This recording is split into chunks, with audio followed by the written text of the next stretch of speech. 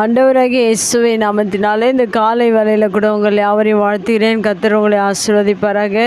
இந்த நாளிலே கூட சங்கீதம் 90:15 வசனத்தை கூட வாசித்து தியானிக்கலாம்.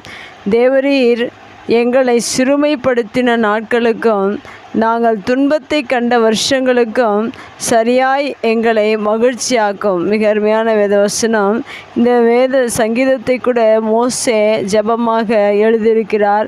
அம்மையாகவே மோசேனுடைய ஜெபமாக இது இருக்கிறது. அவருடைய ஜெபம் எப்படிப்பட்டதாக இருக்கிறது என்றால், சிறுமைப்படுத்தின நாட்கள், துன்பத்தை கண்ட வருஷங்கள் என்று இந்த வேத வசனத்தில் மோசே சொல்லியிருக்கிறார். ஏன் அப்படிப்பட்ட வார்த்தையை சொல்லியிருக்கிறார் என்றால், அவர் எகிப்திலிருந்து இஸ்ரவேல் ஜனங்களை வழிநடத்தும் போது அநேக துன்பங்கள், அநேக வேதனைகள், அநேக கஷ்டங்கள் அவருடைய வாழ்க்கையில் வந்தபோது அந்த துன்பங்களை எல்லாம் அவர் தாங்கி சகித்து இஸ்ரவேல் ஜனங்களை கானான் தேசத்துக்குள் பிரவேசிக்கிற வரைக்கும் அநேக துன்பங்களை அவர் கண்டிருக்கிறார். அநேக சிறுமைப்படுத்தின நாட்கள் அநேகம் உண்டு. இப்படிப்பட்ட சூழ்நிலையில் தான் இந்த ஜெபத்தை அவர் இந்த சங்கீதத்தில் எழுதியிருக்கிறார். அதுபோல நீங்களும் எகிப்திலிருந்து, இந்த உலகத்தின் அடிமைத்தனத்திலிருந்து உங்களையும் தேவன் நித்தியம் சேரும் வரைக்கும் உங்களுடைய வாழ்க்கையில் அநேக துன்பங்கள், அநேக வேதனைகள், சிறுமைப்படுத்தின நாட்கள் அநேகம்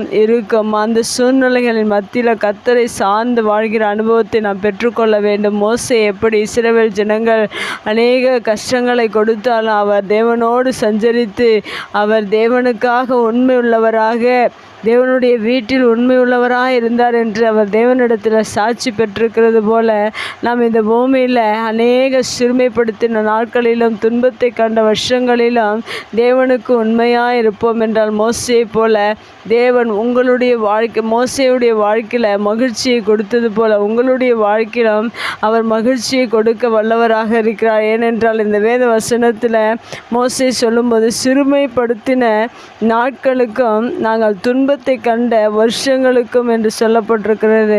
நாட்கள், ஒவ்வொரு நாளும் சிறுமைப்படுத்தின நாட்கள் அவருடைய வாழ்க்கையில் உண்டு. துன்பத்தை கண்ட அநேக வருஷங்கள் உண்டு. அதுபோல் நம்முடைய வாழ்க்கையிலும் நாட்களும் வருஷங்களும் துன்பங்களும் சிறுமைகளும் அநேகம் இருந்தாலும் அதை குறித்து நாம் கலங்காதபடிக்கு நாம் மோசையைப் போல தேவனை முகமுகமாக சந்திக்கிறவர்களாக, தேவனோடு உறவாடுகிற பிள்ளைகளாக, தேவனோடு கூட பேசுகிற பிள்ளைகளாக இருக்கும்போது மெய்யாகவே நம் வாழ்வில் கண்ட எல்லா சிறுமைக்கும், எல்லா துன்பத்துக்கும், எல்லா நாட்களுக்கும், எல்லா வருஷங்களுக்கும் சரியாய் தேவன் உங்களை மகிழ்ச்சியாக்க வல்லவராக இருக்கிறார். மோசையுடைய வாழ்க்கையில் அப்படிப்பட்ட மகிழ்ச்சி அவர் கொடுத்திருப்பதினால்தான் இந்த வேத வசனத்தை நமக்காக எழுதி வைத்திருக்கிறார். நாமும் கூட நம்முடைய வாழ்க்கையில் எல்லாவற்றிற்கும் சரியான ஒரு மகிழ்ச்சியை தேவன் கொடுக்கும்படியாக மோசை போல உண்மையுள்ளவர்களாக தேவனோடு கூட உறவாடுகிற பிள்ளைகளாக நாமும் இருக்கும்போது தேவன் மெய்யாகவே நம்முடைய வாழ்க்கையில் மகிழ்ச்சியும் சந்தோஷத்தையும் அநேக ஆசீர்வாதங்களின் நன்மைகளை நம்முடைய வாழ்க்கையில் கொடுத்து நம்மை ஆசீர்வதிக்கிறவராக இருக்கிறார். தொடர்ந்து நீங்கள் ஒவ்வொரு நாளிலும் தேவனோடு கூட இருப்பதற்காக நீங்கள் முயற்சி செய்யுங்கள். தேவனை போல மாறுவதற்கு முயற்சி செய்யுங்கள். ஏனென்றால் மோசே தேவனோடு கூட 40 நாட்கள் உபவாசம் இருந்து அவரோடு கூட பேசியிருக்கிறார். அதுபோல் நம்முடைய வாழ்க்கையிலும் அநேக நேரங்கள், அநேக நாட்கள், வருஷங்கள் தேவனோடு கூட சஞ்சரிக்கிற பிள்ளைகளாக இருந்து நாம் அந்த துன்பங்களையும் வேதனைகளையும் மறந்து மகிழ்ச்சியை தேவன் நமக்கு கொடுக்கும்படியாக தேவ சமூகத்தில் காத்திருப்போம். கர்த்தர் நம்மை ஆசீர்வதிப்பார். கண்களை முடிச்சுபிக்கலாம். எங்கள் அன்பு தகப்பனே, இந்த அருமையான வார்த்தைக்காக நன்றி செலுத்துகிறோம்.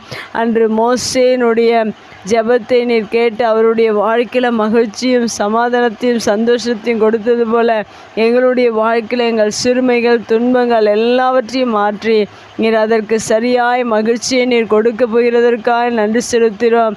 இப்படியாய் ஒவ்வொருவரையும் நீர் நடத்துங்க. இந்த புதிய நாளிலே ஒவ்வொருடைய வாழ்க்கையில் அவர்கள் கண்ட சிறுமைக்கும், அவர்கள் ஆண்டவரே துன்பத்துக்கும் நீர் மகிழ்ச்சியை சரியாய் நீர் கொடுத்து நீர் ஆசீர்வதிப்பீராக.